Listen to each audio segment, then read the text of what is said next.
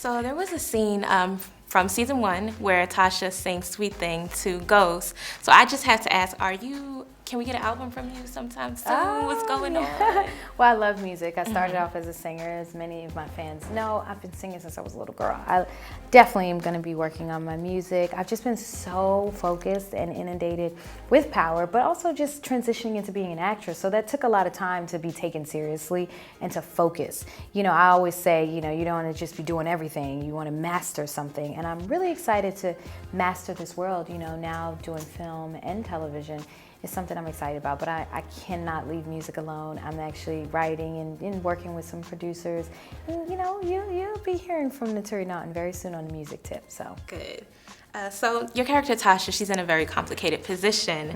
I wanted to ask, have you ever been in a situation with an unfaithful partner, and were you able to draw from that experience with Tasha? You know, it's funny, I haven't had any situations in my personal life, not so that blessed. I knew of. I mean, and I haven't been in that many, like, I've had like little, but not really. I can't honestly say that. Most of the boyfriends I've ever had have been really good to me, and they know better.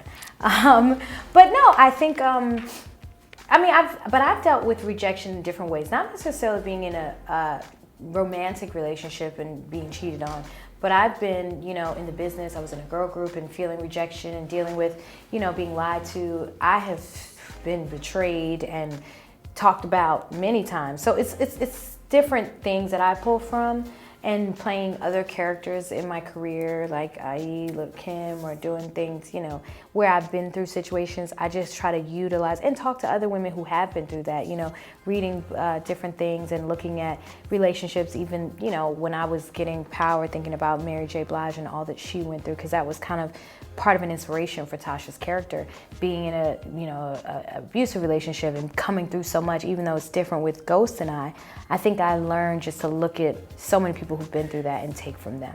Do you ever find yourself personally getting frustrated with your character as far as her willingness to stay in a dysfunctional situation? Well, I get it. You know, we all have been in dysfunction and stayed for a while. I get it. But I do get frustrated. I get frustrated with all of the characters like they're my friends. I'm like, girl, what are you doing?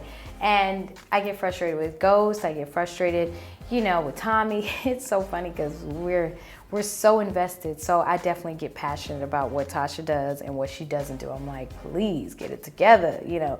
But at the end of the day, she's just a woman, a human being, and we all do stuff that doesn't make sense.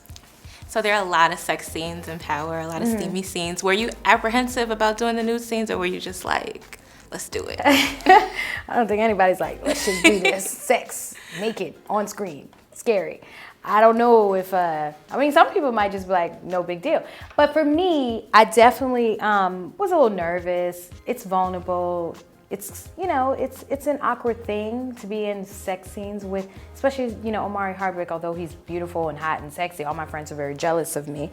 But he's like a big brother, so we're friends, and we knew each other before Power. So it's hard to be like, okay, I'm gonna get on top, and you get on top, and we're gonna be naked. And so it is awkward, but I think what's great is that, you know, this network and this audience understands that this show has to be real. And if you're gonna do a show like Power, and if you're gonna do something in New York City that's just as raw, just as real, you're gonna have to go there. And sometimes going there might not just be as comfortable, but you're gonna have to keep it real. And that's just what it's about. And finally, we touched on betrayal a little bit. I wanted to ask, how hard was it for you to come back into the entertainment world after, you know, the whole 3LW situation and feeling blackballed and all of that nonsense? No, that's a good question. I think that it was a challenge for me to re-emerge after 3LW. You know, I was a teenager when all that happened. I was like 15 years old. So it's interesting because they tried to stop me.